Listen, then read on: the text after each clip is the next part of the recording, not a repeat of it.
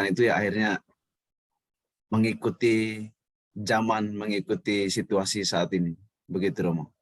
Oke ya, mungkin para perempuan di kelas ini ketika bilang healing mungkin maksudnya ini ya. Heal ya. Heal itu adalah bagian paling bawah dari sepatu kalian itu ya. Nah, mau berapa senti ya biar Mbak Clara ini agak lebih tinggi ya kalau di foto ya. Itu heel ya, mungkin itu yang dimaksud ya. Nah, gimana Mbak Clara? Apakah setuju dengan Mas Jack Juang ya? Wah, istilah ini nggak terlalu tepat. Anak muda itu mbok cari istilah yang lebih tepat ya. Jangan nyampur-nyampur antara kesehatan dengan hal-hal lain ya. Gimana Mbak Clara?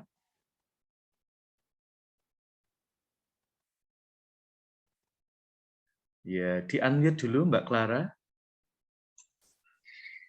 Kalau menurut saya gimana ya, setuju nggak tahu setuju atau tidaknya. Soalnya pengertian Clara pun healing tuh ya itu refreshing gitu untuk untuk apa sih penyembuhan, pengobatan kalau ketika kita misalnya lagi jenuh gitu. Baru tahu yang apa nggak tahu itu benar atau enggaknya yang dari Buder Jack yang barusan itu baru tahu. Oke, jadi mungkin Mbak Clara mengajak kita untuk mungkin terjadi perluasan arti ya dari healing. Dari yang semula itu seperti yang dikatakan oleh Buddha Jack, lebih fokus pada kesehatan. Sekarang ini kata healing, terutama di kalangan orang muda ya, dimaknai secara lebih luas. Hal-hal yang menjadikan kita heal ya, secara holistik, itu ya, boleh ya kita menggunakan kata healing. Apakah seperti itu Mbak Angela Dea Prastika? Kalau kamu butuh healing itu biasanya yang kamu lakukan apa sih Mbak Angela Dea? Siapa tahu kita bisa healing bersama Mbak. Healing itu kayak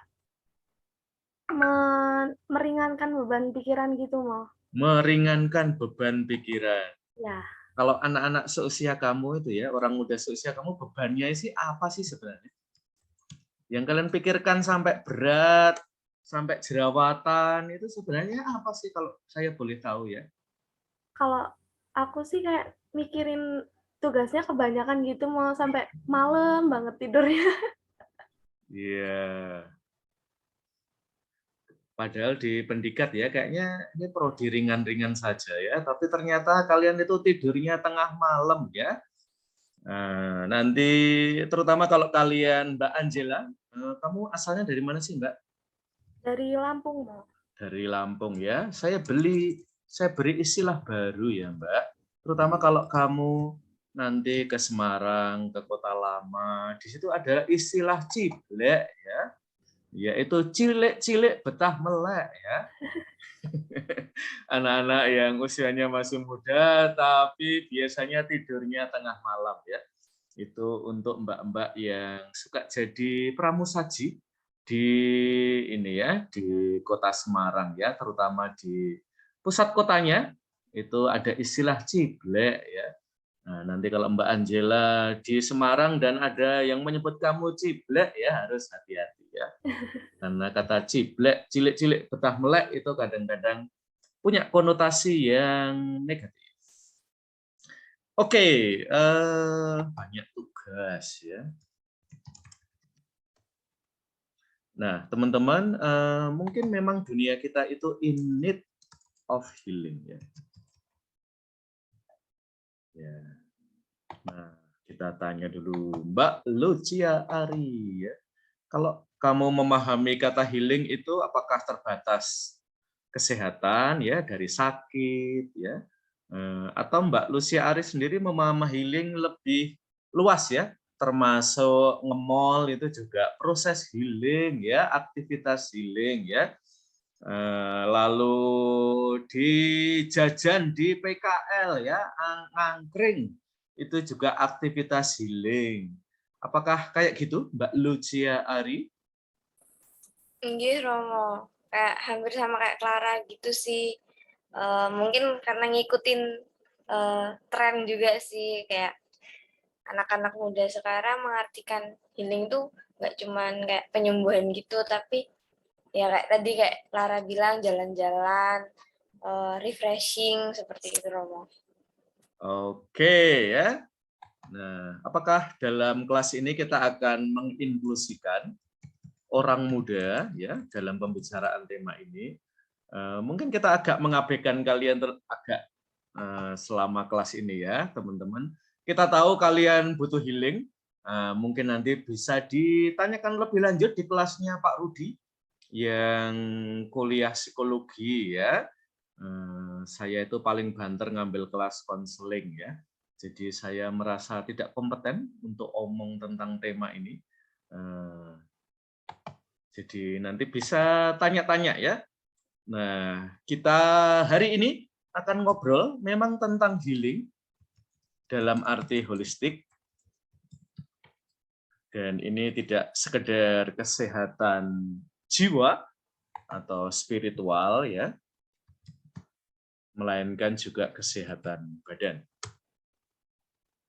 Nah, dan ini nanti termasuk dalam praktek penyembuhan. Kita juga akan berbicara tentang orang-orang sakit atau pasien sakit ya. Lalu kita juga akan bicara tentang eksorsisme. Ya. Kadang-kadang di kampus pendidikan itu ada yang butuh eksorsisme ya. Mungkin apa ya, kebanyakan tugas ya. Sampai kita itu hampir pingsan, tiba-tiba kita teriak-teriak di dalam kampus ya. Angkatan kakak kelas kalian ya. Itu terkenal sebagai angkatan yang butuh eksorsisme ya. Yang baru aja lulus ya. Itu kalau teriak-teriak tidak hanya 1-2 orang ya, bisa sampai 10-an orang ya, tiba-tiba di kelas itu teriak-teriak ya. Dan perlu diangkut keluar kelas ya. Karena katanya kemasukan roh SAV ya. Jadi roh SAV itu jalan-jalan sampai pendikat ya. Setelah pekan teater selesai, rohnya pengen ngikut kuliah ya. Dan mulai berteman dengan beberapa kakak kelas kalian ya. Sehingga kampus kita tuh heboh selama beberapa minggu ya. Karena setiap kali ada dosen yang mengajar, tiba-tiba ada yang butuh healing ya. Harus kita angkat-angkat keluar, dan kadang-kadang dosennya juga bingung ya, mau disiram air atau mau dikasih rosario ya, atau perlu diterapi dan macam-macam.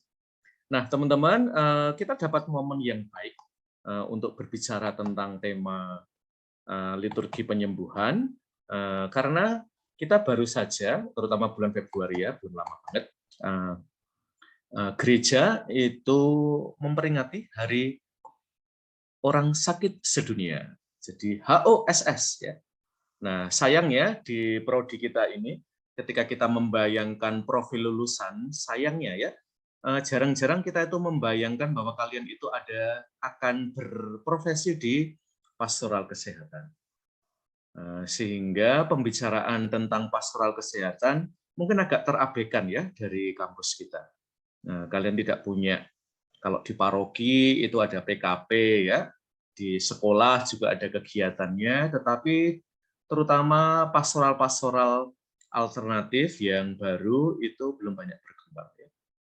Maka mari kita masuk dalam suasana healing, mulai dari yang spiritual-spiritual ya. Ini sering kita temukan kalau kalian ikut persekutuan doa, aktivitas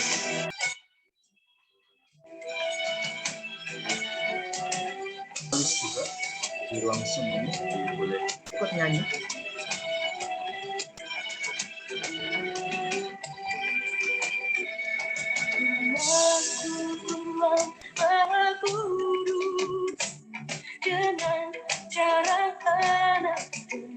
Lagu ini sering dipakai Ekaristi penyembuhan.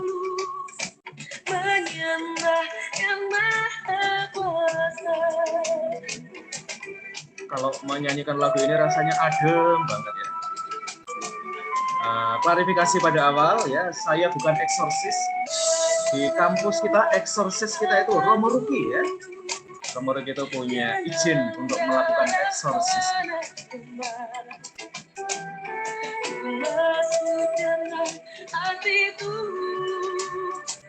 Menyembah yang maha kuasa, ku menyembahmu,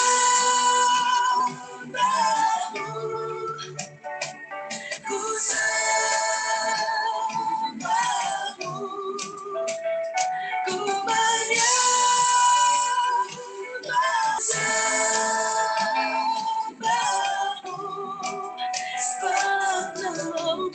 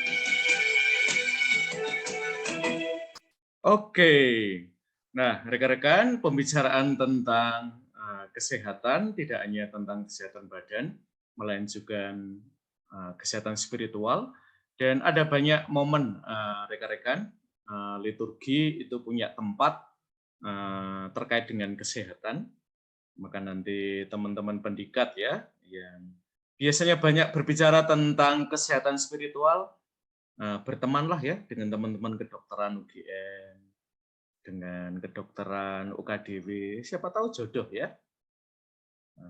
Kayaknya komplit ya, satu kedokteran, satu kesehatan spiritual ya, kayaknya cocok ya. Nah, mari kita lihat perhatian gereja ketika Hari Orang Sakit Sedunia.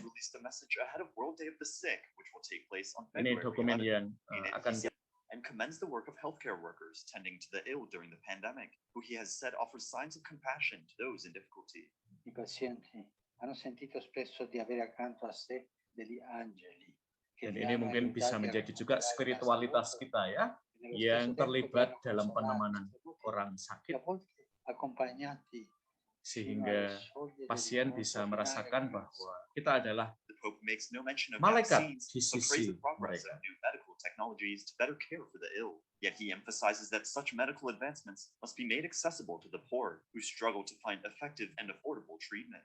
Due to the pandemic, the day is closing about Peru as originally planned.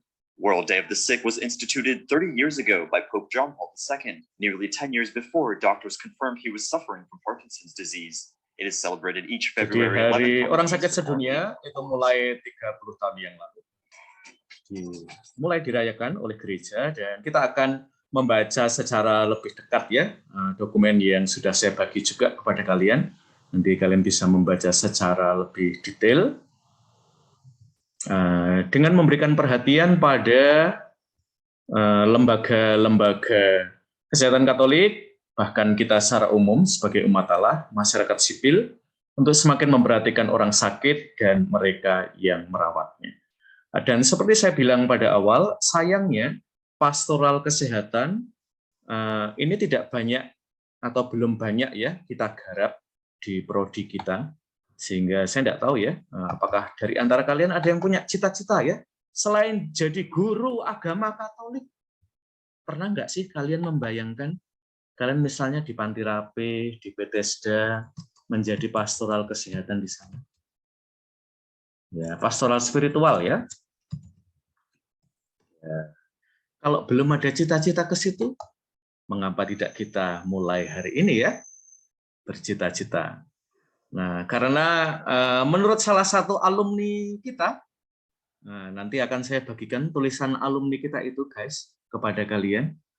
Bapak ini tidak pernah dididik untuk bekerja di Panti Rapih, untuk berkarya menemani mereka yang sakit ya dengan pastoral spiritual di sana.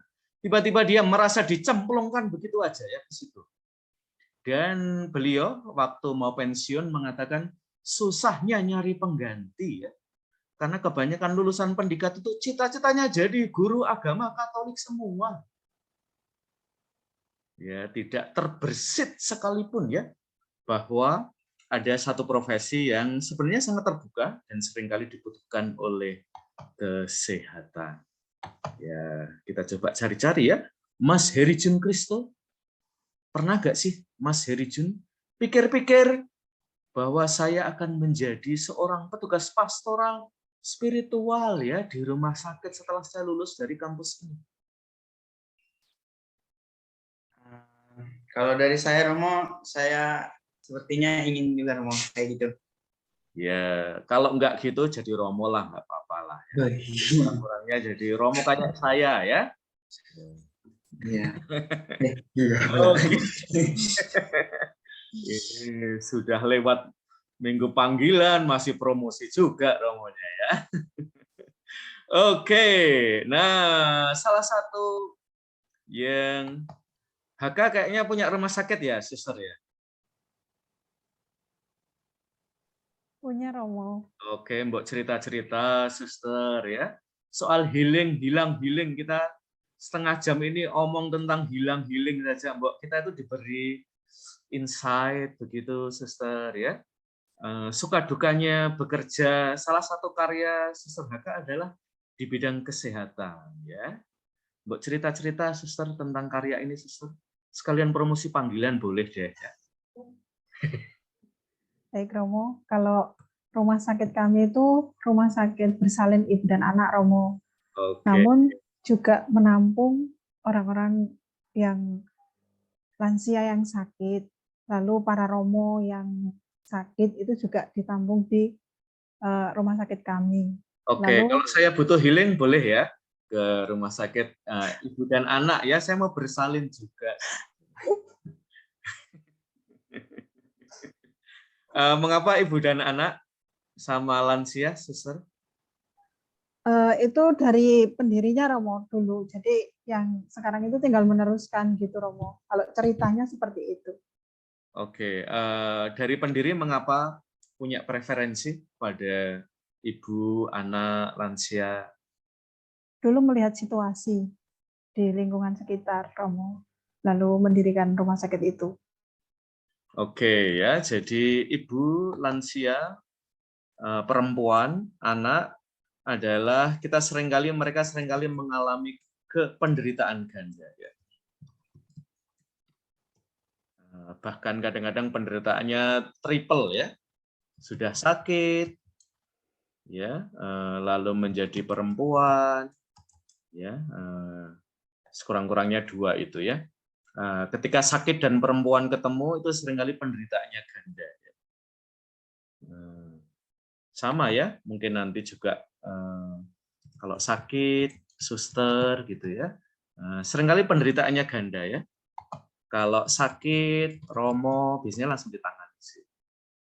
Ya. Karena banyak tarekat romo itu punya ketahanan finansial ya, dibandingkan dengan tarekatnya para suster ya. Sehingga mungkin kalau romo sakit itu masih bisa diselamatkan ya, karena dibawa ke Singapura, dibawa kemana. Kadang-kadang kalau para suster, bruder itu ya cukup panti rapih ya, maksimal ya. Nah, sehingga memang ada jadi Bruder Jack Juang, Bruder Rizky, kalian salah masuk tarekat ya. Coba dulu dengerin promosi panggilan SY ya, kalian lebih terpelihara ya. Ini nggak boleh kayak gini ya, promosi panggilan yang jelek-jelekin kayak gini harus kita buang jauh-jauh ya guys. Para bruder Omi itu kalau sakit dirawat dengan sangat baik ya di panti rapih ya. Nah itu teman-teman, jadi seringkali kelompok-kelompok ini kita sebut sebagai kelompok-kelompok rentan. Dan tadi sudah disebut bahwa seringkali mereka mengalami diskriminasi ganda.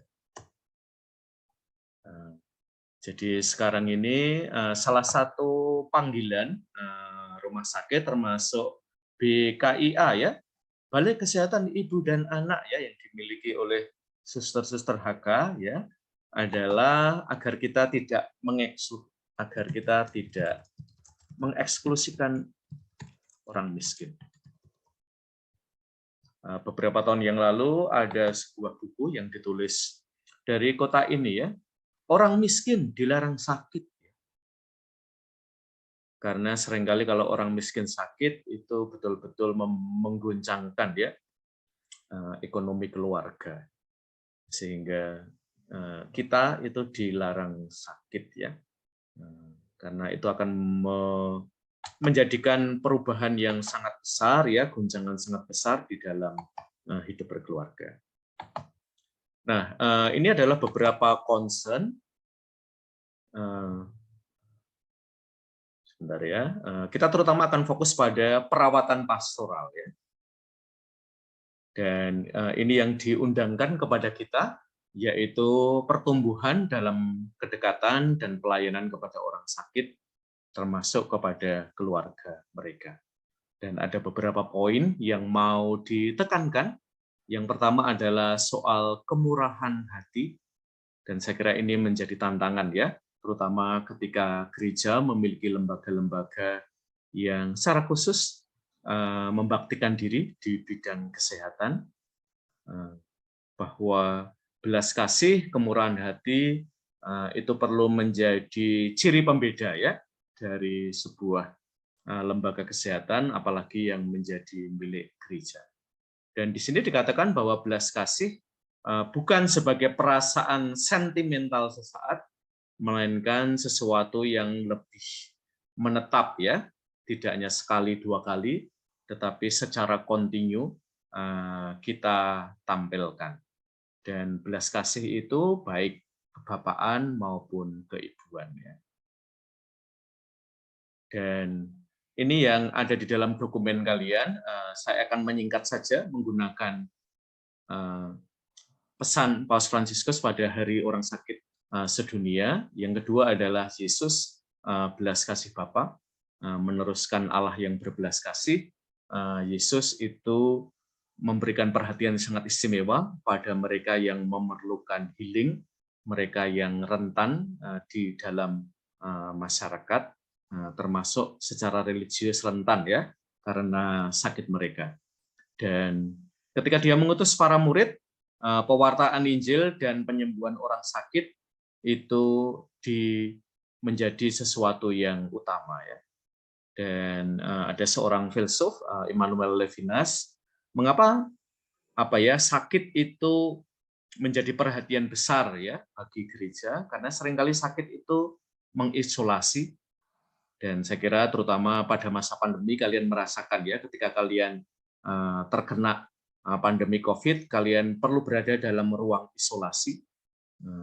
Dan itu seringkali menimbulkan kebutuhan untuk menarik yang lain, untuk memanggil yang lain.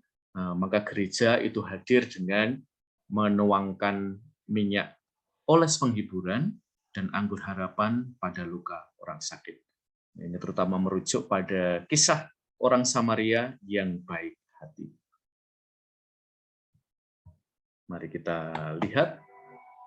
February 11th commemorates the 29th edition Kalau of World Day kalian of the Sick. pernah mengikuti It's an occasion to devote special audiensi attention to Paus the sick and Fransiskus, their caretakers. orang sakit adalah kelompok yang hampir selalu, Thinking about bahkan those who have selalu ya, suffered and continue to disapa suffer oleh the Paus effects of the Fransiskus. worldwide Mereka pandemic. biasanya The Pope sent a message mendapatkan tempat expressing paling his utama, closeness. ketemu dengan Paus.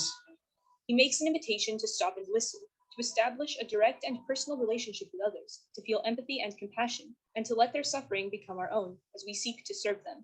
Non sappiamo che cosa ci riserverà il 2021, ma ciò che ognuno di noi e tutti insieme possiamo fare è di impegnarci un po' Maka di più gestur a prenderci cura menyentuh gli mereka uni yang degli sakit altri ya, del creato. sejauh secara medis tidak ada persoalan dengan Pope itu. highlights that sickness makes Itu us sangat realize our own dianjurkan ya, vulnerability and daripada our innate need of kita others. hanya berdiri Sickness raises berjarak the dari question of mereka, life. apalagi berdiri jauh-jauh dari mereka. In seeking a new and deeper direction. L'angoscia nella quale ha difficoltà, si aggiunge difficoltà, non si può superare da soli. Pope notes that sickness always has more than one face. It has the face of all the sick, but also those who feel ignored, excluded, and prey to social injustices that deny their fundamental rights. Con la tempesta è caduto il trucco di quegli stereotipi con cui mascheravamo i nostri ego, sempre preoccupati della propria immagine. Abbiamo proseguito imperterriti, pensando di rimanere sempre sani in un mondo malato. The Pope insists that for therapy to be effective, it must have a relational aspect, which also helps those who care for the sick to accompany them on a path of healing, thanks to an interpersonal relationship based on trust. I pazienti hanno sentito spesso di avere accanto a sé degli angeli che li hanno aiutati a recuperare, sostenuti e a volte accompagnati fino alle soglie dell'incontro finale con il Signore. That's why he stressed that a society is all the more human to the degree that it cares effectively for its most frail and suffering members, in a spirit of fraternal love. Oke, kita akan ngobrol-ngobrol dulu dengan kalian ya. Ya, Bruder Rizky, ya, pernah merawat orang sakit, Bruder? Pernah, Romo. Oke, cerita-cerita dong. Apa yang Bruder dapat ya dari aktivitas merawat orang sakit? Ini juga mungkin salah satu yang agak minus ya, rekan-rekan di kampus kita, bahwa kalian tidak punya latihan untuk bertemu, ikut merawat mereka yang sakit ya.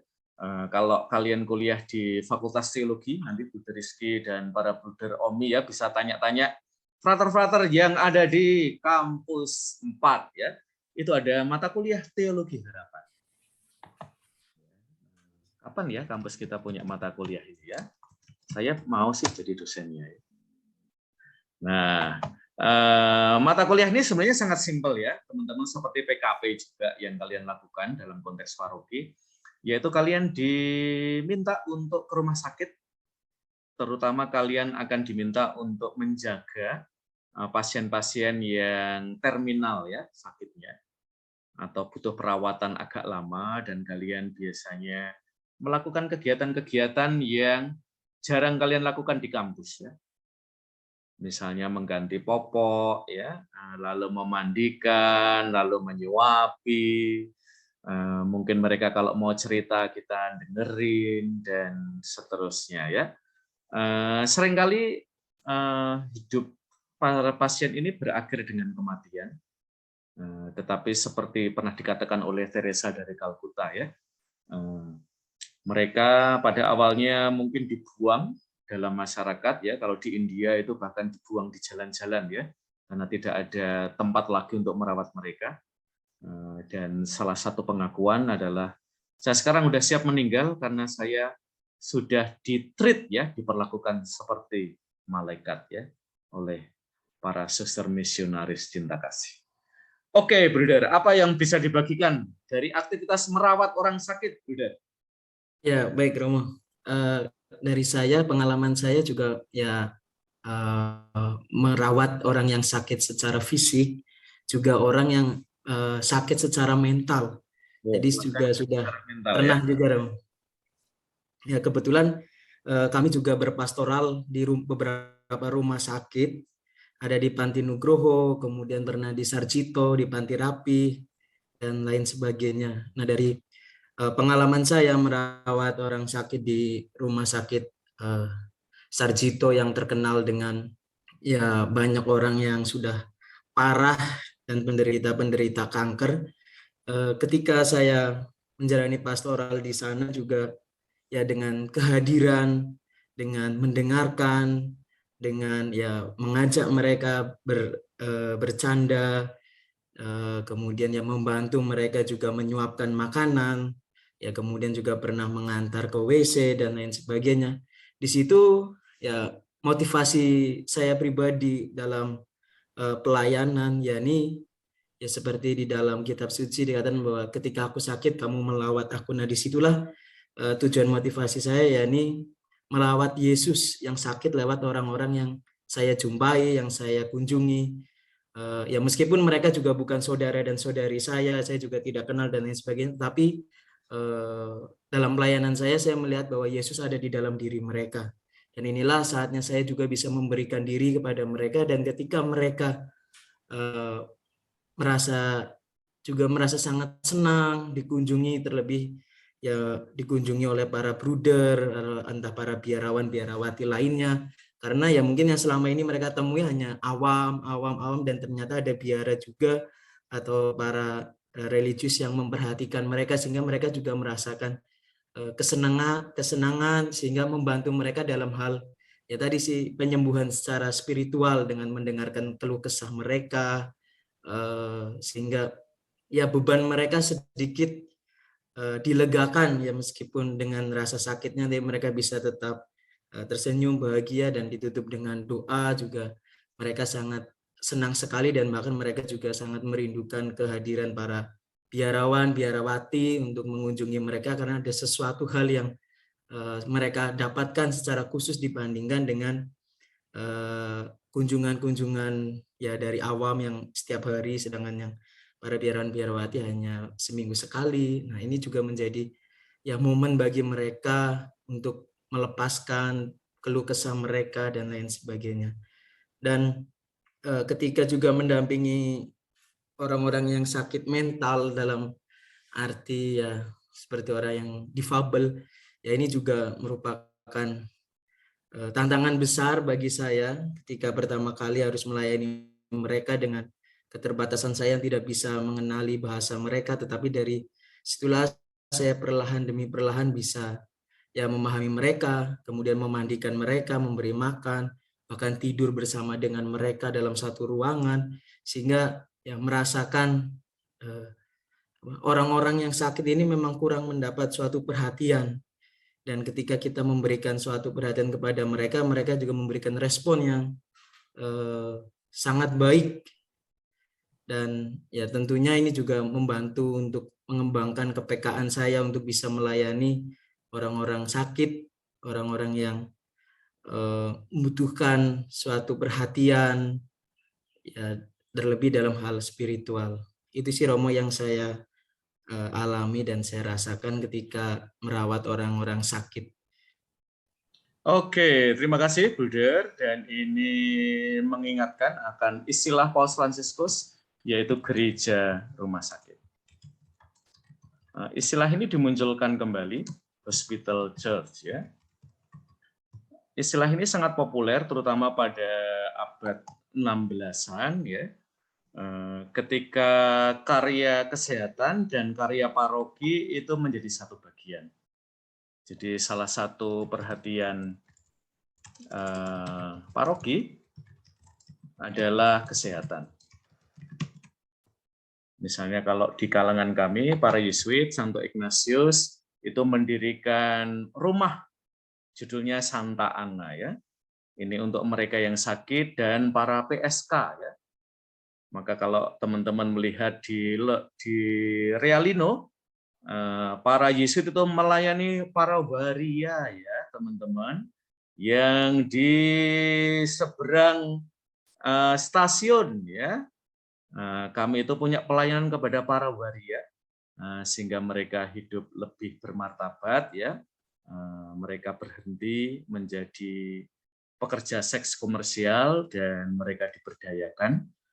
Itu salah satu ya contoh menghidupkan kembali gereja rumah sakit. Jadi pelayanan spiritual dengan pelayanan kesehatan itu tidak terpisah satu sama lain ya. Gereja rumah sakit. Nah, sekarang ini di tempat kita seringkali rumah sakit Katolik itu jauh lebih independen ya. Kadang-kadang hubungannya dengan gereja setempat perlu dibangun lagi ya. Dan saya kira itu akan mengembalikan gereja dalam wajahnya yang healing ya. Dan healingnya itu holistik, tidak hanya spiritual, melainkan juga secara medis. Dan ini tidak kita pisah-pisahkan, tetapi menjadi bagian dari menciptakan healing yang menyeluruh. Dan bahkan tadi Bu Rizky juga cerita ya, mereka yang menyandang persoalan mental ya. Saya pernah melayani orang-orang yang memiliki penyakit mental ya di rumah sakit jiwa di Solo ya selama 1 bulan. Dan pengalaman paling lucu adalah minggu pertama ya kami itu tidak punya seragam, jadi pakai baju seperti biasa, dan itu berarti baju kami seperti para penderita yang lain. Dan saya masih ingat ya, minggu pertama itu setiap siang dan malam ya, para pekerjanya itu yang belum kenal kami, Mas, saatnya minum obat ya. Jadi kami itu sudah dikira seperti pasien ya. Padahal kami di sana itu kerja untuk menemani pasien ya, tapi mungkin kami mirip-mirip ya tingkah lakunya seperti para pasien gitu. Sehingga setiap kali diminta makan, diminta minum obat dan seterusnya. Mungkin kami menghayati betul ya peran sebagai teman ya, sehingga nggak bisa dibedakan lagi ya, yang mana yang masih sehat, mana yang butuh disehatkan kembali ya. Dan dulu yang lucu-lucu ya, kadang-kadang kita digodain sama pasien-pasien perempuan ya, karena kita kelihatan lebih rapi ya, sehingga kita dikira salah satu pasien ya yang ada di situ. Oke, rekan-rekan, itu kesaksian dari Bruder Rizky. Terima kasih sekali, Bruder. Kita akan lanjut sambil nanti kita tetap ngobrol-ngobrol lagi ya dengan kalian. Dan poin ketiga adalah menyentuh daging Kristus yang menderita. Kita tadi diberikan contoh ya, Paus Fransiskus yang tidak hanya berkunjung, tetapi juga menyentuh para pasien. Dan ini yang kita apresiasi ya dari para dokter, perawat, teknisi laboratorium, staf pendukung ya, mereka yang bertugas merawat orang sakit dan bahkan banyak sukarelawan sukarelawati, bahwa seringkali pelayanan kesehatan itu melampaui kompetensi ya, kompetensi teknis kita. Seringkali perlu melampaui batas profesi. Sehingga merawat orang sakit itu tidak hanya menjadi pekerjaan, melainkan menjadi panggilan. Ini juga sangat ditekankan oleh Paus Fransiskus dalam tulisan-tulisan yang lain. Dan tangan Anda yang menyentuh daging Kristus yang menderita dapat menjadi perpanjangan tangan belas kasih Bapa. Dan ini tadi juga sudah di-sharingkan oleh Bruder Rizky. Dengan kehadiran Bruder Rizky dan teman-teman OMI, gereja setempat itu hadir, tidak lagi berjarak dengan mereka yang sakit, melainkan punya kedekatan dengan mereka yang sakit. Dan ini terutama menarik kalau kita melihat kemajuan dalam bidang kedokteran, teknologi-teknologi baru itu semakin otomatis, jadi seringkali membuat para tenaga medis hanya sedikit intervensi saja ya, dan kemudian sudah computerized ya. Maka Paus Fransiskus menekankan agar afeksi kita tidak hilang ketika teknologi medis itu semakin mengalami kemajuan dan mengalami otomatisasi ya. Terutama nanti kalau kalian ketemu teman-teman dari TI, dari kedokteran, kalian boleh tanya-tanya lebih lanjut ya di sekitar otomatisasi teknologi medis. Jadi sekarang ini kita hanya tinggal sekali klik ya, dan kemudian teknologi itu secara otomatis memberikan perawatan kepada pasien. Dan agar kita melampaui batas profesi, misalnya kita punya waktu untuk mendengarkan pasien, riwayatnya, kecemasannya, ketakutannya, dan bahkan ketika tidak ada kemungkinan untuk sembuh, kita tetap memberikan perawatan. Dan ini seringkali butuh pelatihan-pelatihan ya. Maka nanti kalian bisa bertanya ya, apakah mungkin di prodi kita yang sayangnya ya profil lulusannya itu sangat utama adalah menjadi guru agama Katolik, menjadi petugas pastoral di paroki, dan pastoral kesehatan itu disebut sebagai lain-lain ya. Namanya lain-lain itu ya kadang-kadang kita lupa, kadang-kadang ingat, kadang-kadang masuk, kadang-kadang tidak dimasukkan ya. Maka saya pada kesempatan ini mau promosi panggilan untuk pastoral kesehatan ya, dari lulusan pendidikan keagamaan Katolik.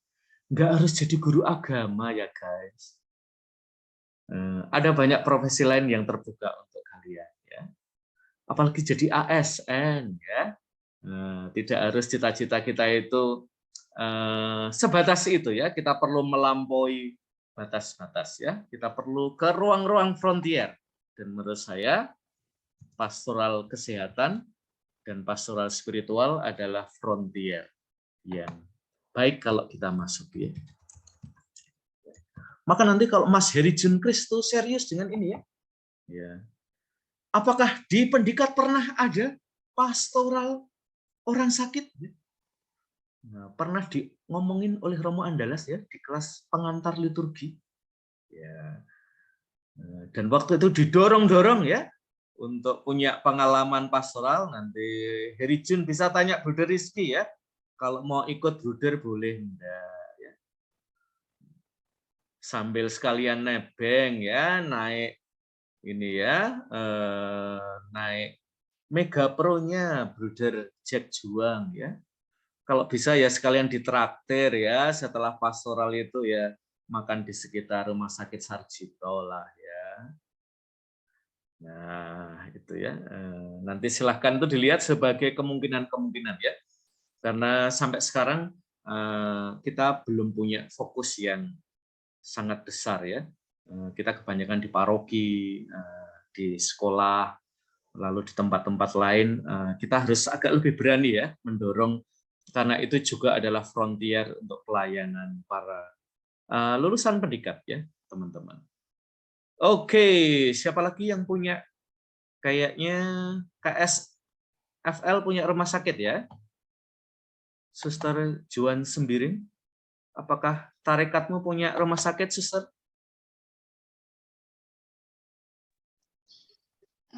Ada Romo, tidak ada Romo, hanya klinik-klinik Romo. Oke, nggak apa-apa deh klinik-klinik ya. Karena ini juga merawat orang sakit ya. Siapa yang dilayani Suster dengan klinik-klinik? KSSI ya. Orang-orang di sekitar tempat perutusan itu Romo. Lalu ada juga lansia. Hanya belum terlalu berkembang karena dokternya belum ada, hanya kami sebagai perawat begitu, bidan gitu Romo.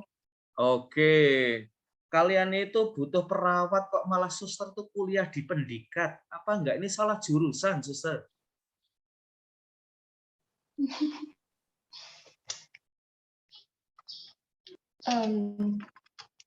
Sudah banyak sebenarnya Romo, hanya kami ya mungkin sekalian seperti yang Romo katakan itu ya bisa sekalian untuk mengunjungi mereka, memberi penghiburan, memberi ya setidaknya memberikan kebahagiaan kepada mereka lewat kunjungan kami. Kan tidak hanya perawat yang bisa memberikan penghiburan kepada mereka, Romo.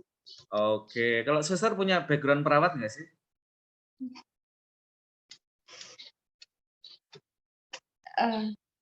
Tidak ada, Romo, tapi awal panggilan saya memang seperti itu, melihat penderitaan orang-orang sakit yang pernah saya jumpai itu ya terlalu diabaikan begitu. Jadi saya berniat untuk menjadi suster itu supaya bisa membantu mereka, tapi ternyata seiring berjalannya waktu jadi kurang disukai begitu.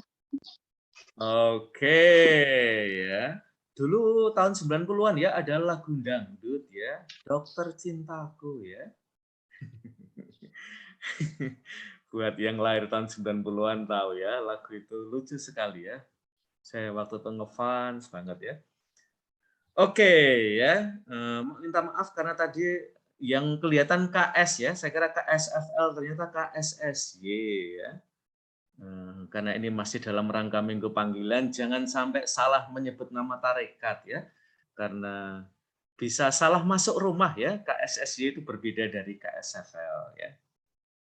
Oke, terima kasih rekan-rekan sharing-sharingnya. Kita lanjut dulu ya teman-teman. Nah ini terutama ketika gereja baik lembaga yang awam maupun lembaga para religius ya, biarawan-biarawati itu memiliki pusat-pusat perawatan. Diharapkan di situ tidak hanya perawatan kesehatan yang diberikan, melainkan menjadi rumah belas kasih ya. Dan kita banyak belajar dari kisah orang Samaria. Maka nanti teman-teman kalian bisa ya mengeksplorasi, terutama kalau kalian tertarik dengan pastoral kesehatan spiritual ya, untuk mengeksplorasi teks-teks seperti orang Samaria ya. Dan ini realita yang kita hadapi sehari-hari, bahwa seringkali anak-anak, orang tua, mereka yang paling lemah, mereka yang paling harus membayar mahal ya, akses pada kesehatan atau akses kepada perawatan ya. Dan terutama di negara-negara miskin ya, mengapa tadi ada judul buku ya, orang miskin dilarang sakit, karena seringkali akses ke perawatan medis yang memadai itu masih menjadi sebuah kemewahan ya di negara kita. Dan jatuh sakit itu menjadi pengalaman yang seringkali sangat punya dampak untuk hidup berkeluarga ya, seringkali bahkan membawa keluarga pada kemiskinan baru ya. Maka kita perlu mendengarkan ya tangisan saudara-saudari yang tidak memiliki akses ke perawatan, atau perawatan yang ada itu seringkali perawatan yang buruk ya. Dan ini terutama kembali ya terkait dengan budaya yang hidup pada dunia kita, yaitu throwing away culture. Budaya membuang, termasuk membuang kehidupan. Maka gereja perlu tampil kontras di hadapan situasi itu dengan menjadikan dirinya sebagai gereja rumah sakit, sebagai rumah belas kasih. Nah, ini adalah salah satu yang sakit, mereka yang tidak punya akses, juga punya otoritas ya untuk memberikan kesembuhan. Please, do for him what you did for the leper.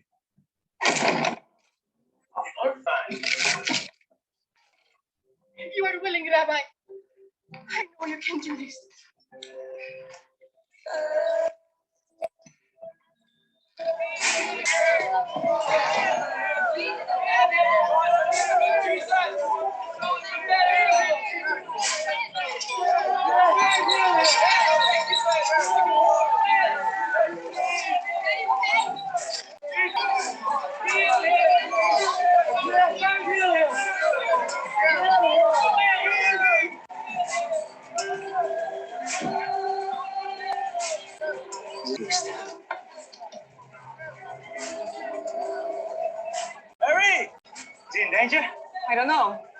I don't think so. You got room in there? Yeah. Down.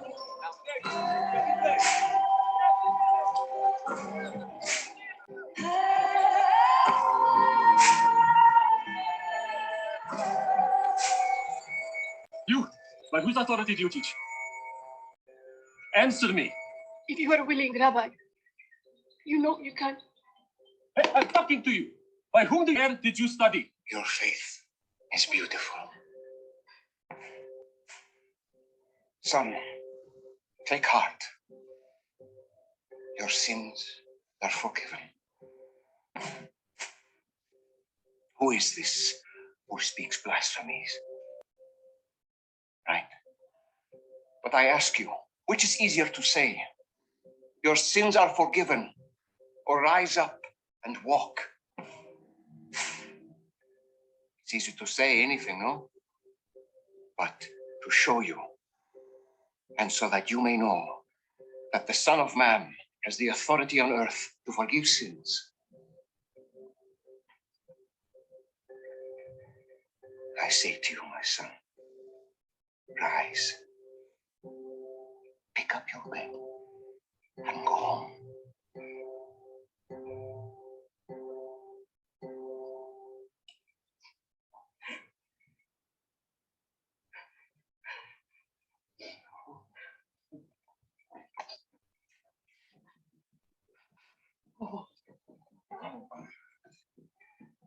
Easy does it.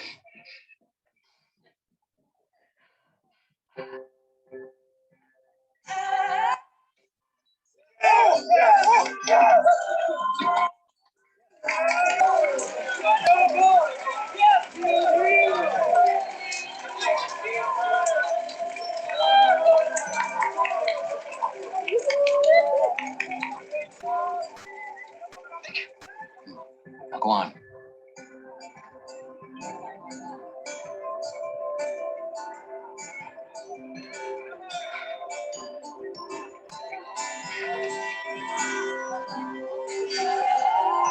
Hey, it's Dallas, the creator of The Chosen, and yes, season 1 of Oke, sekarang salah satu persoalan terkait dengan sakit adalah teologinya ya, teman-teman.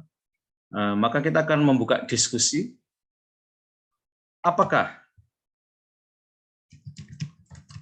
seseorang itu menderita sakit karena ia memiliki dosa dalam hidupnya?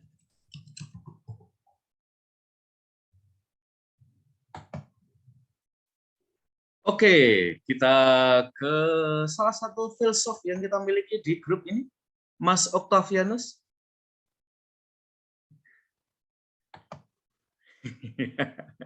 Semua kelihatannya sepakat ya.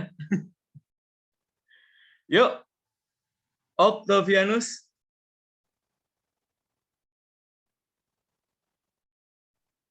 Baik, Romo. Ya, kira-kira pertanyaannya terlalu mudah untuk kamu?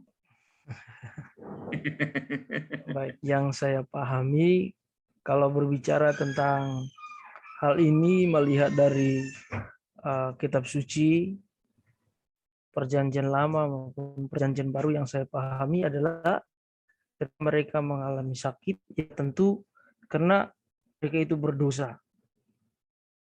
Dalam hidupnya itu berdosa. Misalnya banyak sekali contoh-contoh yang dalam kitab suci. Bahkan perempuan yang tidak tidak memiliki keturunan pun dianggap karena ia berdosa, makanya ia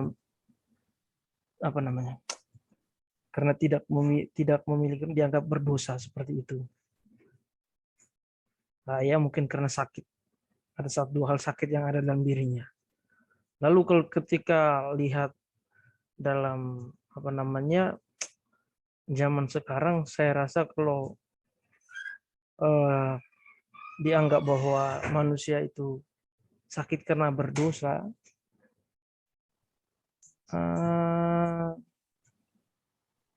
terlalu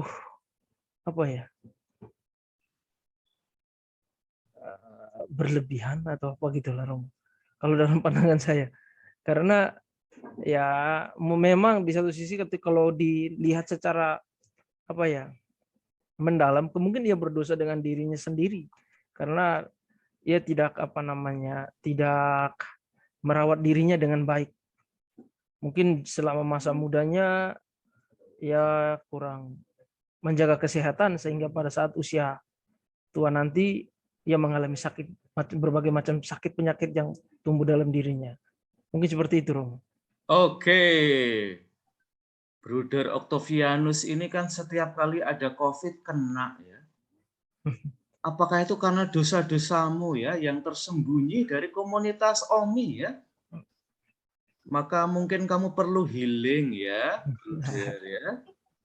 Ya, kalau dibilang gitu dosa ya mungkin karena saya tidak taat aturan. Seperti itu karena seringkali saya itu orangnya juga pelupa. Jadi kadang itu keluar ya tidak pakai masker. Ya dosa terhadap aturan-aturan yang sudah di kebijakan dari pemerintah itulah. Makanya ya sakit seperti itu. Oke, lupa-lupa dikit boleh lah. Yang penting jangan lupa panggilan ya, Bruder ya. Oh iya.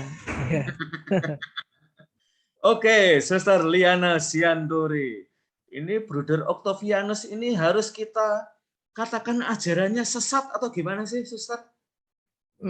Kok menghubungkan dengan sangat cepat antara sakit dan dosa, Suster? Terima kasih, Romo. Yang saya pahami itu Tuhan itu tetap belas kasih, Romo. Tidak ingin melihat manusia menderita, tapi kalau ditanggapi bahwa sakit itu sebagai suatu penderitaan, itu kebebasan untuk manusia bagaimana cara menanggapi. Tapi bagi saya soal penderitaan itu tetap suatu rahmat, Romo. Hanya kadang kalau saya sendiri juga ketika menderita tidak segampang itu melihatnya itu sebagai suatu rahmat. Tapi butuh proses bagaimana saya bisa berdamai dengan penderitaan itu sendiri. Itu yang saya pahami, Romo. Oke ya, jadi teman-teman menghubungkan terlalu prematur ya, terlalu dini, mungkin agak berisiko juga ya, antara sakit dan dosa. Terutama saya kira nanti kita akan kesulitan untuk berbicara dengan mereka yang sedang menderita sakit. Ketika kita langsung menghubungkan sakit mereka dengan kedosaan ya, termasuk kedosaan yang barangkali tersembunyi dari kita ya. Ya kamu nggak tahu, tapi Tuhan tahu bahwa kamu berdosa ya. Ini seperti kisah para teman Ayub ya, yang mencoba untuk merasionalisasikan ya penderitaan Ayub ya. Salah satunya langsung menghubungkan. Tentu ada teologi semacam ini yang hidup ya. Tetapi apakah teologi semacam ini yang mau kita kembangkan? Atau sesuatu yang lain sehingga nanti ketika kita berbicara tentang liturgi penyembuhan, kita berbicara tentang penyembuhan yang holistik.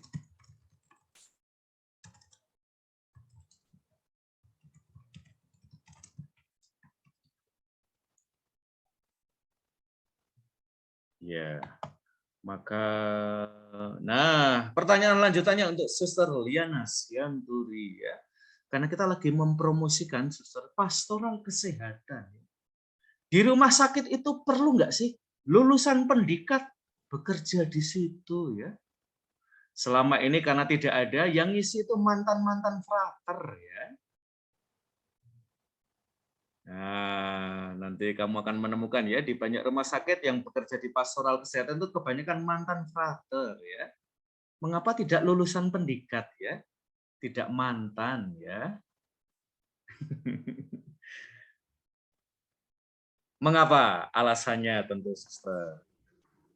Baik, Romo, terima kasih.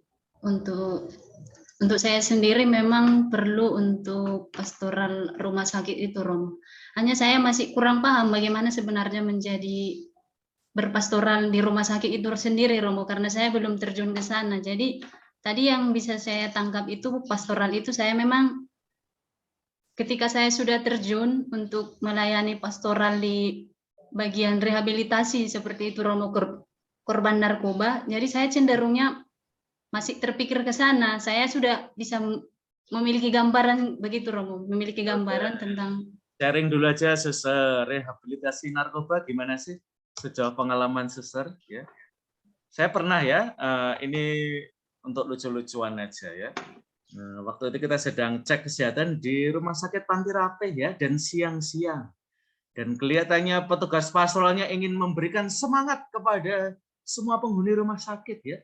Maka diputarlah lagu dangdut ya di rumah sakit ya. Saya antara senyum-senyum dan pengen joget ya.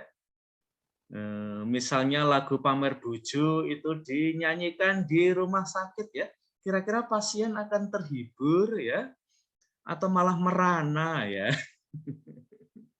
Nah, ini salah satunya ya, Suster, nanti salah satu kegiatannya saya kira ya, memikirkan ya.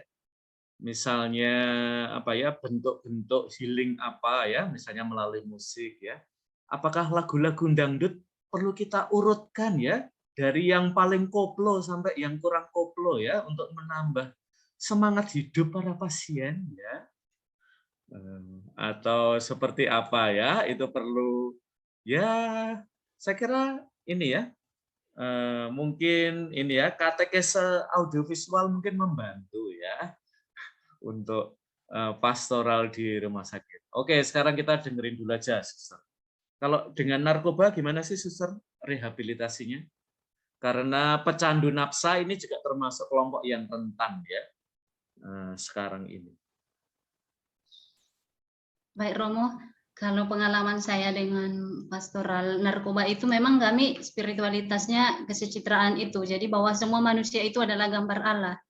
Jadi memang saya lebih tertarik dengan karya kongregasi pastoral dalam rehabilitasi narkoba itu sendiri, Romo. Di mana mereka dikembalikan dengan cara menyadarkan mereka bahwa mereka adalah ciptaan Allah yang memiliki kekuatan dalam menghadapi segala kesulitan, di mana mereka itu cenderungnya jatuh ke dalam narkoba karena tidak sanggup menghadapi situasi keluarga, situasi relasi dengan sesama, dan juga situasi dengan masa lalunya seperti itu, Romo. Dan ada kecemasan-kecemasannya dalam menghadapi masa depan. Jadi itu saya kira bahwa mereka itu perlu didampingi untuk siap kembali terjun ke masyarakat, di mana mereka sering merasa bahwa mereka tidak diterima lagi. Mereka merasa dirinya bahwa mereka adalah bagian sampah dari masyarakat. Kami ini sampah, Suster, tidak berguna. Jadi itu sering mereka ungkapkan. Dan di sini saya merasa bahwa mereka itu sebagai citra Allah yang saya sendiri ikut berperan untuk kembali memulihkan mereka, menyadarkan mereka sebagai citra Allah.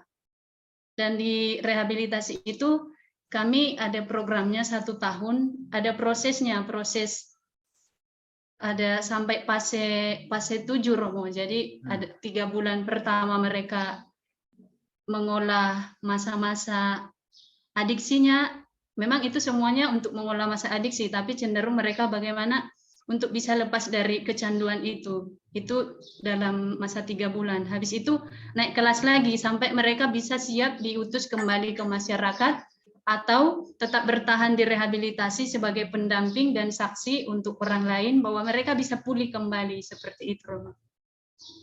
Oke, itu kebanyakan yang ilmu yang dipakai ya, Suster ya, lebih psikologi, kesehatan, atau juga spiritual, Suster. Sekaligus saya mengusulkan, Bu, nanti nulis skripsinya tentang itu, Suster. Saya kira akan punya kegunaan yang besar loh, apalagi Suster punya pengalaman toh. Dan mungkin sisi itu yang saya tidak tahu ya, nanti silahkan kalian cek juga di mata kuliah yang lain, apa rehabilitasi narkoba, apakah ini juga sudah menjadi sesuatu yang masuk di dalam apa ya, perhatian ya prodi kita ya. Karena kalau kita bicara tentang orang muda, kita tidak sampai pada kasus-kasus itu ya. Ya mungkin kita hanya melayani orang-orang muda yang baik ya. Orang-orang muda yang kurang lebih masalahnya itu paling healing, yang perlu rekreasi, perlu nge-mall, perlu makan-makan gitu ya. tetapi tidak healing dalam arti yang seserius yang suster lakukan ya. Kalau selama ini kalau boleh melihat modulnya gimana sih suster? Yang tahap-tahap tadi itu spiritual masuk tidak di dalam ini atau lebih banyak menggunakan keilmuan psikologi misalnya atau keilmuan yang lain ya. Romo, yang saya lihat memang ketiganya masuk dari kesehatan ada, perawatnya ada seperti itu Romo. Ada juga dari segi spiritual di mana mereka dilatih untuk bermeditasi, ada doa bersama, lalu mereka dilatih bagaimana caranya untuk berelasi itu tapi dihubungkan dengan nilai-nilai spiritual seperti itu Romo. Dan juga ada konselingnya. Jadi semua selama 1 tahun itu sudah ada programnya dan jadwalnya keseharian itu sudah teratur. Itu yang saya lihat, Romo. Ya, apakah memberikan healing, Suster? Sejauh kita boleh menilai keberhasilan program itu. Healing itu ada di fase ketika dia mau naik kelas, fase ketiga, Romo. Di situ ada dari konselornya sendiri dibuat pengolahannya persiapannya selama 2 hari Romo. Dibuat dulu refleksi, mengingat kembali semua pengalamannya dari pengalaman masa kecil sampai dia bisa jatuh ke dalam narkoba atau pergaulan-pergaulan lainnya. Dan sesudah itu dia ditanyakan siap apa enggak untuk mengikuti proses healing. Jadi proses healing yang diikuti itu ada sampai masuk ruang pink room. Ruang pink room itu ruangan yang semua dilapisi pakai busa. Jadi kalau dia mau menyakiti diri sendiri juga tidak berbahaya seperti itu Romo, karena sudah berlapis busa sampai ke temboknya di atas, sudah dilapisi busa, dan di situ dia diberi kebebasan untuk mengekspresikan diri, mau berteriak atau menyakiti diri seperti tadi Romo. Dan itu ketika malam hari dibawa di tempat yang gelap seperti itu Romo, dan itu memang benar-benar diberi kepercayaan, ditanyakan oleh konselornya, dia siap, bahkan sampai menjatuhkan dirinya sendiri, dia siap atau tidak. Jadi dia memang benar-benar bahwa ingin melepaskan apa yang menjadi beban hidupnya. Jadi healing yang saya pahami ketika di rehab itu juga bahwa itu penyembuhan luka batin dan membebaskan dia dari rasa bersalah seperti itu Romo. Oke, karena kita sekarang ini di kampus Merdeka kampus ya. Nanti bisa usul ya untuk kegiatan magang ya ke tempatnya Suster Liana Sianturi ya. Sambil healing ya, rekreasi, piknik ke sana ya. Kalian bisa berkegiatan ya. Saya kira akan menjadi frontier baru ya. Teman-teman di Jogja ini, saya tidak tahu apakah sekarang masih berlanjut ya. Tapi di depannya frater-frater CSSR Nandan ya, itu ada bruderan. Itu bruderannya apa ya? BHK atau apa ya? Saya kalau bruder-bruder sama suster itu saya lupa-lupa ya nama tarikatnya saking banyaknya ya. Tuhan saja tidak hafal ya nama-nama tarekat suster dan bruder ya, saking banyaknya ya. Tuhan Yesus itu paling apal mungkin SY ya, Serikat Yesus ya, karena memakai nama dirinya. Oke, terima kasih Suster Liana Sianturi. Saya kira ini sesuatu yang istimewa ya. Rekan-rekan, ada banyak pelayanan-pelayanan frontier selain pelayanan-pelayanan yang lebih konvensional ya. Saya tidak menganggap kurang penting ya pelayanan-pelayanan yang sudah konvensional ya, seperti rumah sakit, sekolah dan macam-macam. Nah, wilayah-wilayah frontier ini buat saya menarik ya. Apalagi nanti kalau kita membuka fakta, tidak sedikit loh para pecandu narkoba ini orang-orang Kristiani. Termasuk yang ada di LP Ragunan itu banyak loh yang Kristiani yang masuk karena kasus narkoba ya. Baik sebagai pemakai atau sebagai pengedar. Kalau kamu ke sana itu kamu dapat ketemu ya banyak teman-teman Kristiani di sana. Oke, rekan-rekan, itu yang yang kita bicarakan terkait dengan belas kasih pastoral, yaitu hadir dan dekat. Jadi kita tidak hanya hadir, tetapi berjarak, melainkan kehadiran kita adalah kehadiran yang dekat. Dan ini yang akan membawa healing ya, dan tadi sudah di-sharingkan oleh Bruder Rizky, perikop, ketika aku sakit, kamu melawat aku. Nah, yang disampaikan oleh Bruder Octavianus, teman-teman, itu akan selalu menggelayuti ya, bentuk-bentuk pelayanan, terutama kepada orang sakit ya. Kita perlu berhati saja atau tergesa-gesa. Kita bisa menghubungkannya nuansa ya, doa dan difusi. Ketika kita bicara tentang suci, yang disucikan, yang juga menjadi lokasi healing. Salah satunya adalah Gua Maria.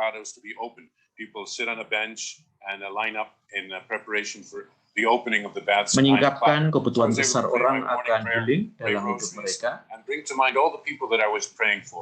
Dan salah satu healing, in a very dignified fashion, there are many volunteers there that take people into the baths. You're able to go down into the water and go back and be completely immersed. It's like a new baptism. It's like a regeneration. We all need all different types of healing. And so who knows what kind of healing we need. If we open our heart to whatever God wants to do, he can do many things. So I felt very renewed.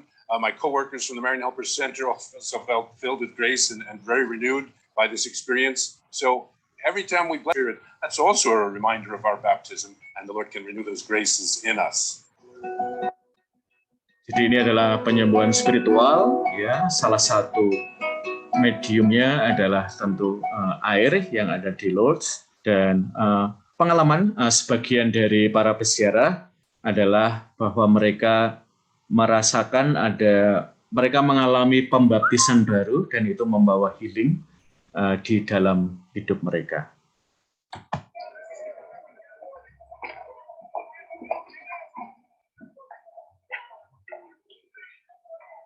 This is what all the fuss is about. An oversized mikveh. I have a feeling we haven't seen it all yet. Saya kira kita sebagai gereja perlu mengimajinasikan bahwa gereja itu dikelilingi oleh orang sakit, mereka yang membutuhkan healing. Dan seperti tadi dalam dokumen, the one who's been here the longest. Bahwa gereja perlu hadir dan dekat seperti yang dilakukan Yesus di dalam penyembuhan orang yang sakit di kolam Bethesda.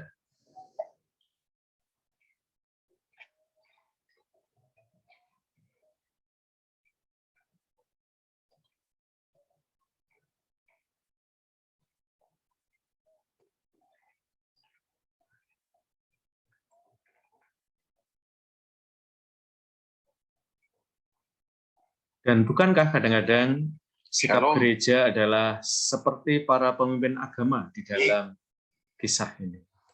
Yes. Tidak mau mendekat, senangnya adalah mengamat-amati, mencari-cari kesalahan.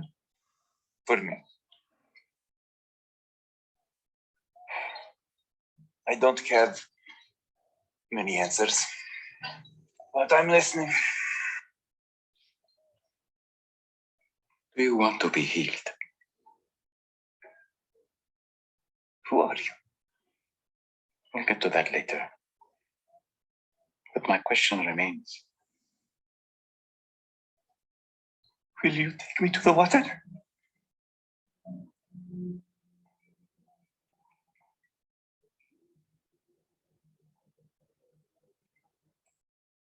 Look, I'm having a really bad day. You've been having a bad day for a long time.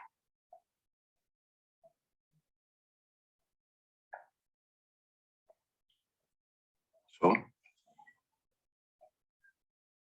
Sir, I have no one to help me into the water when it's filled up. And when I do get close, the others step down in front of me. You thought. Look at me.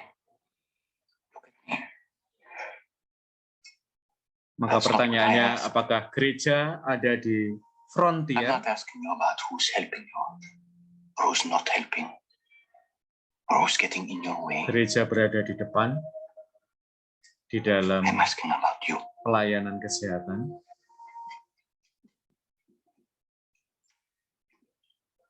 I've tried.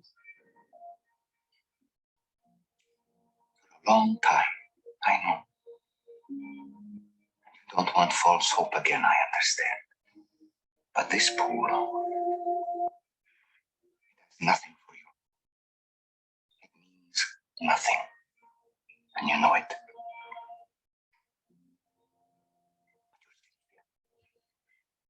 Why?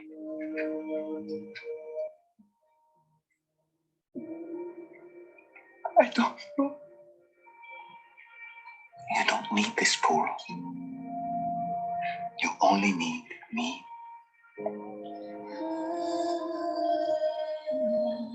So, do you want to be healed?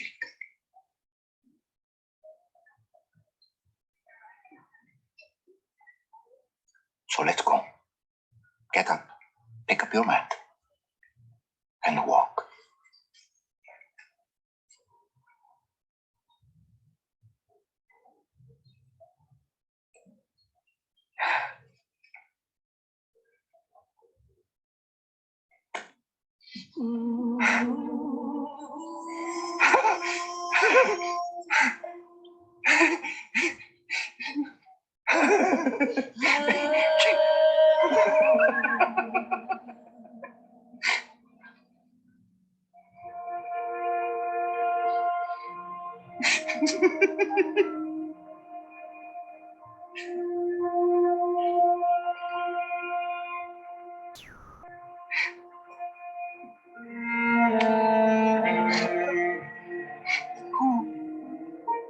I'm free to walk, like he said.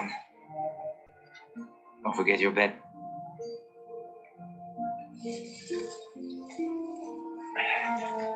Why does this matter? Because you're not coming back here. That life is over. Everything changes now.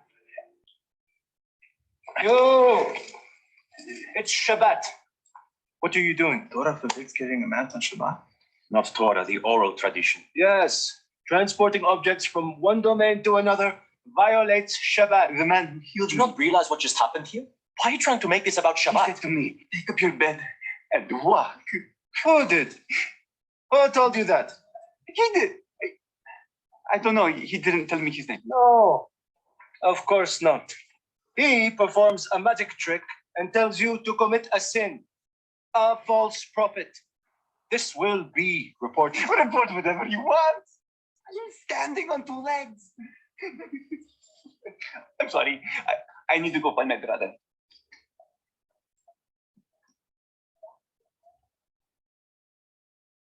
Nah, ini nanti juga menjadi salah satu yang dibicarakan ya, ketika kita bicara tentang healing, apakah ini berasal dari roh yang baik atau sebaliknya ya. Nah, teman-teman, kita akan membahas salah satu teks yang mungkin kalian akan sering ketemu ya di dalam pelayanan pastoral kalian, maka kita akan membaca agak pelan-pelan karena ini isinya tentang norma disipliner ya. Oke, sekarang mari kita baca pelan-pelan ya, teman-teman. Sekarang siapa ya? Suster Liana pengen mendengar suara siapa, Sus? Saya yang off cam, Rom. Oke, ya, yang off cam boleh diminta untuk on cam. Silahkan, Suster. Pepa Arnesa, Romo. Oke, silahkan, Mbak. Maaf, Romo nggak bisa on cam. Waduh, saya juga nggak bisa on cam kalau gitu. Yuk, dibaca, Mbak. Nomor 1. Artikel 1. Setiap anggota umat beriman layak berdoa kepada Allah untuk penyembuhan. Bila doa itu diadakan di dalam gereja atau di tempat suci lain, pantaslah bahwa doa semacam itu dipimpin oleh pelayan tertahbis. Oke, ada pertanyaan dengan kalimat ini?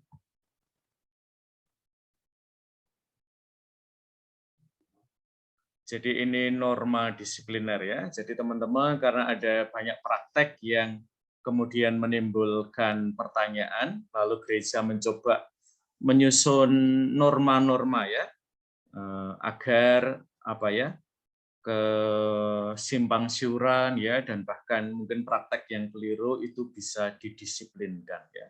Maka namanya adalah norma disipliner. Prinsipnya adalah setiap dari kita itu layak berdoa kepada Allah untuk penyembuhan mereka yang sakit.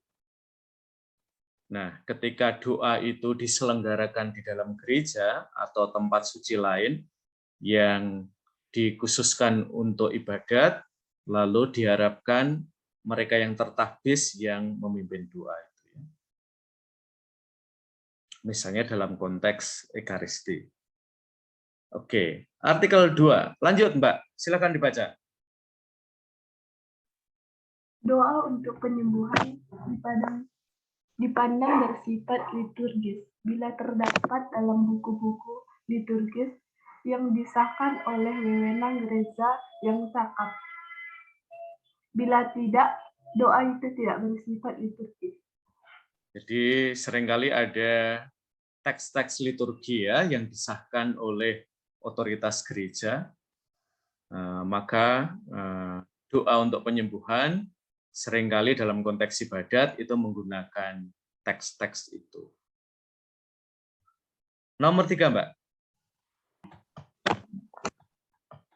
Doa liturgis untuk penyembuhan dirayakan menurut ritus dan dengan pakaian liturgis yang tepat sebagaimana diatur dalam pedoman pemberkatan orang sakit dan ritual Rimaumanum. Oke, jadi dalam konteks liturgi diharapkan lalu pakaian liturgis yang tepat ya. Nah, apakah Romo yang mengenakan celana jeans bolong-bolong ya boleh memimpin ibadat penyembuhan ya? Boleh, yang penting yang bolong-bolong tidak diperlihatkan ya Romo Andalas ya. Ditutup pakai jubahnya ya. Lalu yang keempat, uskup diosesan mempunyai hak untuk mengeluarkan norma untuk gereja setempatnya mengenai kebaktian liturgis penyembuhan ya. Jadi kalau di tempat kita sekarang ya Monsinyur Rubiatmoko. Oke, silakan Mbak, kamu milih teman kamu untuk membaca.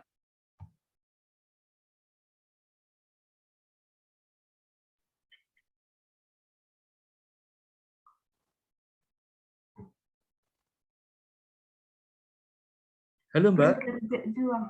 Bruder Jack Juang ya. Wah, promosi panggilannya berhasil ya, Bruder Jack Juang ya. Kamu dipilih ya.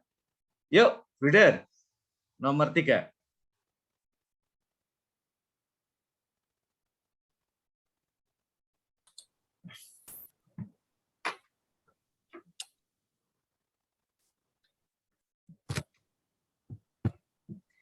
Izin untuk mengadakan kebaktian semacam itu harus diberikan secara eksplisit, sekalipun kebaktian itu diselenggarakan oleh para uskup atau kardinal, atau melibatkan mereka sebagai peserta. Karena alasan yang tepat dan sebanding, uskup diosesan dapat melarang keikutsertaan uskup yang lain. Oke ya. Bruder Jack Juang itu disebut namanya aja udah tersipu-sipu ya. Kalau disapa lagi nanti jatuh cinta Bruder Jack Juang ya. Maka Mbak jangan sering menyapa-nyapa Bruder Jack Juang ya. Jadi merah pada mukanya ya, tersipu-sipu sampai nggak bisa baca ya. Tadi nomor berapa Romonya minta ya. Oke, Jadi izin untuk kebaktian penyembuhan itu perlu diberikan secara eksplisit. Bahkan ketika yang memimpin itu uskup atau kardinal. Ya, jadi memang apa ya, norma disiplinnya sangat ketat ya. Lalu nomor 5 artikel 1 nomor 1. Artikel 5 nomor 1, Bruder. Silahkan dilanjutkan. Artikel 5 ya, Romo. Ya. Doa penyembuhan yang bersifat non-liturgis seperti pertemuan untuk berdoa atau untuk membaca sabda Allah diadakan secara berbeda dari perayaan liturgis. Doa-doa itu di bawah pengawasan ordinaris setempat seturut kanon 839 artikel kedua. Oke ya. Jadi nanti akan ada setting yang lain ya. Nah, kalau tadi kebaktian yang liturgis, ini adalah doa penyembuhan dalam setting yang non-liturgis. Di mana ada aktivitas doa, lalu membaca sabda Allah, dan ini mungkin kalian melakukannya ya. Ini pun harus sepengetahuan atau dalam pengawasan ordinaris tempat. Oke, nomor 2, Cek Juang, silahkan. Kekacauan antara doa non-liturgis yang bebas dan perayaan liturgis yang secara khas disebut demikian harus secara hati-hati dihindarkan. Oke ya, jadi perayaan liturgis yang khas itu ada rumusan-rumusan tertentu dan kita biasanya diminta untuk mengikuti secara agak letterleks ya dalam buku doa itu, tidak banyak membuat improvisasi ya, sementara doa yang non liturgis itu lebih ada ruang yang banyak ya untuk improvisasi dan diharapkan tidak ada kekacauan ya, sehingga sebuah perayaan itu dipandang liturgis atau lebih non liturgis. Lalu poin ketiga ini yang penting juga, silahkan. Segala sesuatu yang menyerupai histeria bersifat artifisial, sandiwara ataupun sensasionalisme harus dihilangkan dari pertemuan semacam itu, terutama pada pihak yang sedang bertugas. Ya, jadi dihindarkan agar ya ibadat atau doa penyembuhan itu tidak menjadi, kalau dalam bahasa kita sekarang ya, didramakan ya. Diciptakan drama ya. Histeria itu misalnya apa, Cek Juang?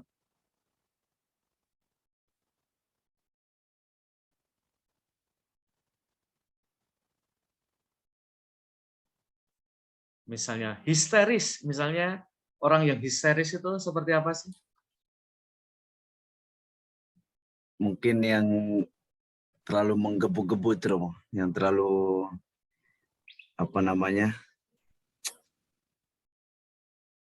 histeris itu kan selalu meronta-ronta, saking semangatnya itu, atau kadang orang yang kaget secara histeris itu, kurang lebih seperti itu loh kalau pemahaman saya. Ya, lebay ya. Jadi misalnya meraung-raung ya, lalu tidak bisa mengontrol diri ya, pokoknya drama lah ya. Maka di sini ada juga sandiwara, lalu mencari sensasi ya.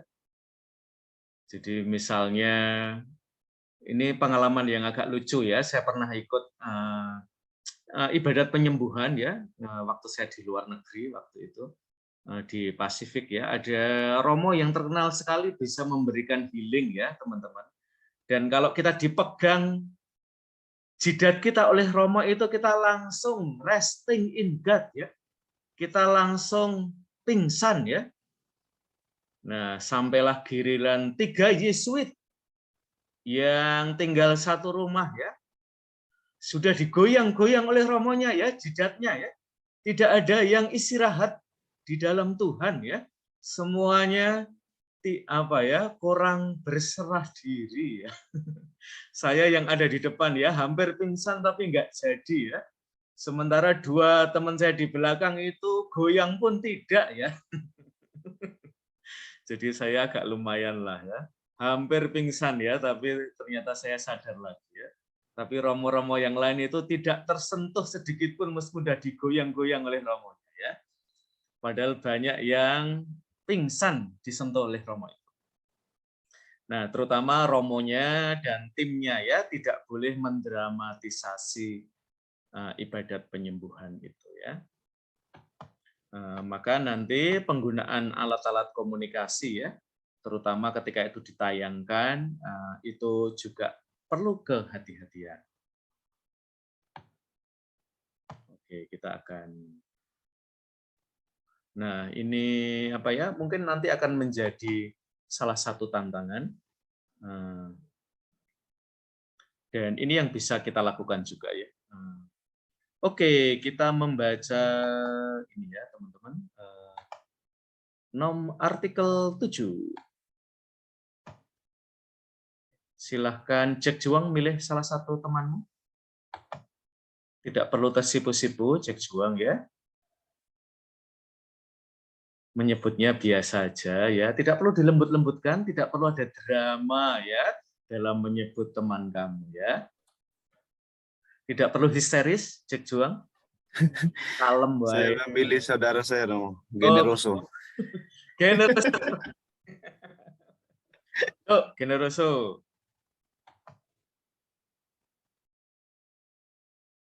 Artikel 7. Generoso, apakah kamu resting in God? Ya, belum saya sentuh kok kamu sudah pingsan ya. Ya udah, Jack Juang kamu pilih yang lain ya. Yang masih matanya terbuka ya. Di atas kamu ada Mbak Carolina Cynthia ya. Ada Mbak Clara, ada Suster Evarista, ada Maria Hubertina.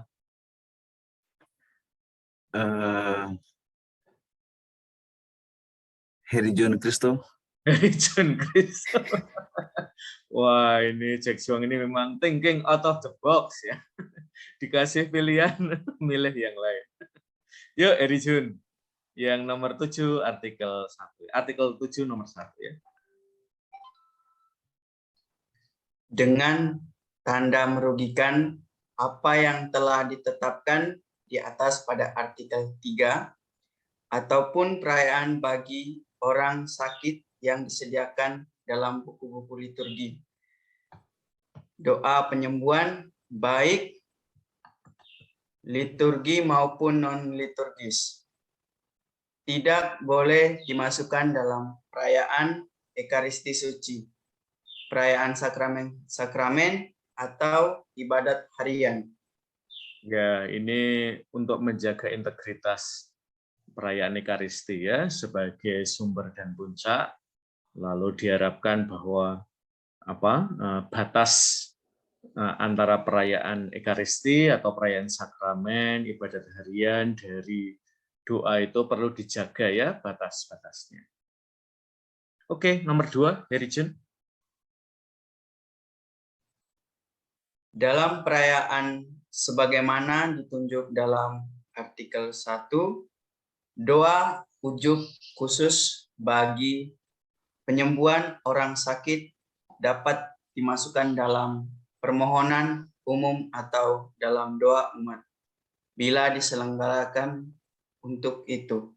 Jadi kalau ada Ekaristi ya, Ekaristi untuk penyembuhan, nanti teman-teman silahkan lihat ya.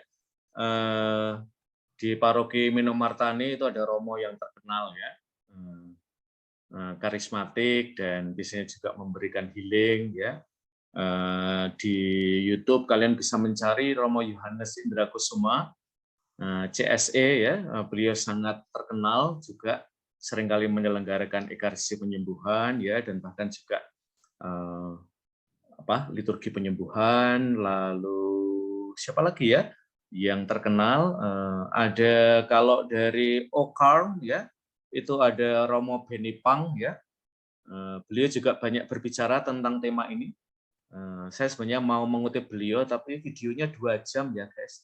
Kalau saya putar semua nanti jatah saya omong hilang ya. Maka maaf Romo Benipang ya, biar nanti kalian nonton sendiri ya. Kurang lebih isinya sama sih dengan ya kita bicarakan pada pagi hari ini ya, teman-teman. Lalu selanjutnya adalah jadi di dalam Ekaristi penyembuhan kita bisa memasukkan di dalam permohonan umum atau di dalam doa umat ya, ujub intensi untuk kesembuhan orang-orang sakit.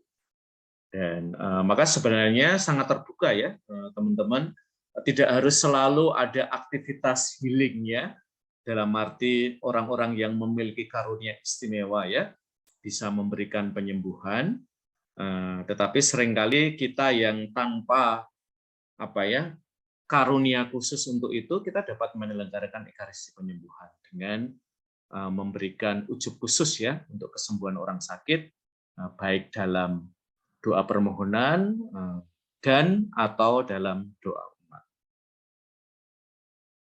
Lalu kita masuk ke pelayanan eksorsisme. Jadi pengusiran roh jahat. Ini kalau di barat banyak banget ya filmnya eksorsis ya. Kalau di Indonesia banyak film dukun-dukun ya. Nah, itu juga eksorsis lokal ya. Beserta hantu-hantunya ya. Yang lebih banyak kalau di Indonesia ya. Ada yang hantu gentong air ya dan macam-macam ya. Pokoknya dalam soal perhantuan Indonesia itu kreatif-kreatif ya. Oke, Heri Jun, kamu boleh pilih teman kamu. Clara Gambakorta, Romo. Oke, Mbak Clara. Ini bukan salah satu hantu yang kita bicarakan ya, Mbak Clara. Mbak Clara masih manusia ya. Yuk, Mbak Clara, artikel 8. Pelayan eksorsisme harus dijalankan dalam ketergantungan yang ketat pada uskup diosesan, sesuai dengan norma kanon 1172, Surat Kongregasi Ajaran Iman pada tanggal 29 September 1985. Ya, maka dari itu jumlah mereka dibatasi ya. Tidak setiap romo diberi kuasa ya untuk melakukan tindakan eksorsisme. Ya, Romo Ruki adalah salah satu contohnya ya, teman-teman ya. Waktu kakak kelas kalian yang udah lulus itu pada kerasukan ya. Romo Ruki berperan ya mengeluarkan rosario ya. Tapi kelihatannya hantunya tidak takut ya, teman-teman. Ya, kelihatannya hantunya juga Katolik ya. Sehingga ketika dikasih rosario nggak mau pergi, malah pengen ikut doa bersama Romo Ruki ya. Lalu kemudian ada mbak-mbak yang tiba-tiba dari itu ya, tempat penjualan puskad itu langsung masuk ke kampus kita ya. Karena mendengar ada suara roh-roh ya yang berkeliaran di kampus pendikat ya. Lalu mbaknya berdoa dan manjur ya. Romo Ruki malah roh-rohnya malah ikut rosario ya. Oke, nomor 2, Mbak Clara. Nomor 2, doa eksorsisme yang terdapat dalam Rituale Romanum harus tetap terpisah dari kebaktian penyembuhan, baik yang liturgis maupun non-liturgis. Ya, jadi ini lagi ya, tadi teman-teman soal agar tidak ada kompetisi ya di dalam liturgi ya. Maka minggu yang lalu saya bertanya kepada kalian ya, mengapa sih kita nggak bisa multitasking juga ya? Kelihatannya gereja itu senantiasa lebih berpihak pada yang single tasking ya. Jadi kalau intensinya untuk ekaristi ya, jangan dimasuki oleh aktivitas yang lain ya, karena dianggap nanti berkompetisi. Nomor 3. Nomor 3, sama sekali dilarang memasukkan doa eksorsisme semacam itu ke dalam perayaan Ekaristi Suci. perayaan sakramen-sakramen dan ibadat harian. Oke ya, mungkin ini agak jarang kita lihat ya, tetapi sudah ada larangan agar itu tidak dimasukkan. Berbeda ya, kalau intensi untuk mereka yang sakit itu bisa kita masukkan di dalam doa umat atau permohonan. Kalau ini tentang eksorsisme, larangannya lebih ketat ya. Oke, artikel nomor 9, Mbak Clara. Mereka yang memimpin kebaktian penyembuhan, baik liturgis maupun non-liturgis, harus berusaha memelihara suasana devosi yang penuh damai dalam jemaat dan berlaku bijaksana bila penyembuhan terjadi di antara mereka yang hadir. Bila perayaan telah selesai, secara hati-hati dan teliti, mereka harus mengumpulkan setiap kesaksian dan menyampaikannya kepada otoritas gereja yang berwenang. Ya, mudah-mudahan ini ya teman-teman panduan-panduan yang agak disipliner ini tidak membuat kita lalu pikir dua kali ya untuk menyelenggarakan kegiatan-kegiatan terutama terkait dengan penyembuhan ya. Ini adalah ya garis-garis yang mudah-mudahan tidak kita pandang sebagai pagar-pagar ya yang membatasi kita. Oke, artikel nomor 10 terakhir. Mbak Clara. Intervensi otoritatif oleh uskup diosesan tepat dan perlu bila dibuktikan ada penyalahgunaan dalam kebaktian penyembuhan, baik yang liturgis maupun non-liturgis, atau memberikan sandungan yang jelas bagi umat beriman, atau bila ada kekurangan yang serius dalam mentaati norma-norma liturgis atau disipliner. Oke, ini nanti juga berlaku ya teman-teman, untuk teman-teman yang di biara, biasanya kalau ada rahmat khusus ya untuk bisa menyembuhkan, biasanya ini perlu dikelola juga ya. Terutama dari bahaya komersialisasi. Jadi rahmat bisa menyembuhkan, ini diharapkan bisa lebih semangatnya gratuitas ya, apalagi untuk kita yang hidup dalam biara. Sebelumnya misalnya ada Mbak Clara mungkin tahu ya, yaitu Romo Lukman ya, MSc. Terkenal sekali ya teman-teman, memiliki rahmat istimewa ya untuk menyembuhkan macam-macam penyakit ya dengan jamu-jamu tradisional ya. Yang antri itu banyak sekali ya. Lalu ada tim-tim ya, dan ini adalah kekayaan di dalam gereja, maka diharapkan juga kekayaan ini bisa diakses ya, apalagi kan yang memiliki rahmat ini, rahmat khusus ini seorang romo ya. Romonya nggak boleh main komersil ya, main bisnis penyembuhan ya. Karena biasanya romo-romo seperti ini atau awam-awam seperti ini laris ya, diundang ke sana kemari.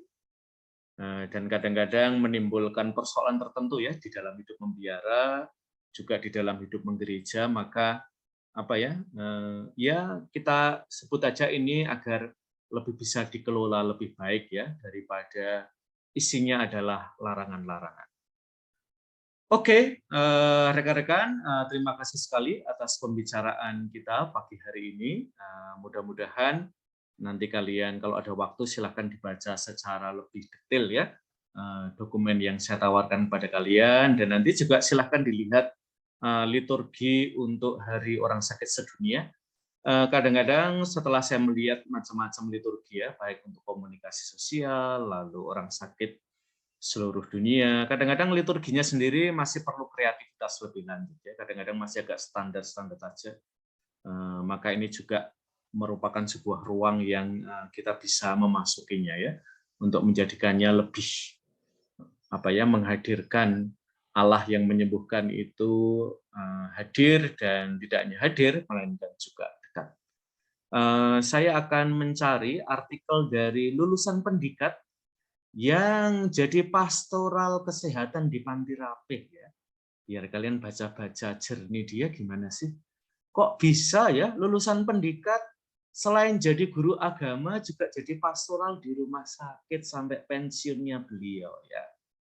Mungkin nanti waktu Dies Natalis kalian akan ketemu ya, nama bapaknya Pak Juwarto ya. Saya kebetulan mengumpulkan tulisan beliau. Nanti saya cari-cari dulu tulisannya Pak Juwarto ya.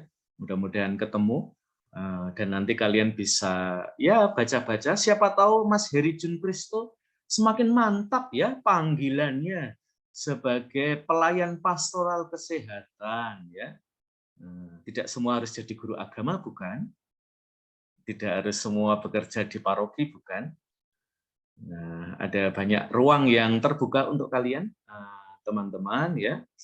Dan kalau setelah kelas ini kalian butuh healing, segera ya ke warung terdekat untuk jajan ya. Itu adalah healing paling simpel buat teman-teman di pendikat ya. Meskipun yang dijual ya itu saja ya, tapi sejauh yang saya tahu ramah di kantong anak-anak pendikat ya.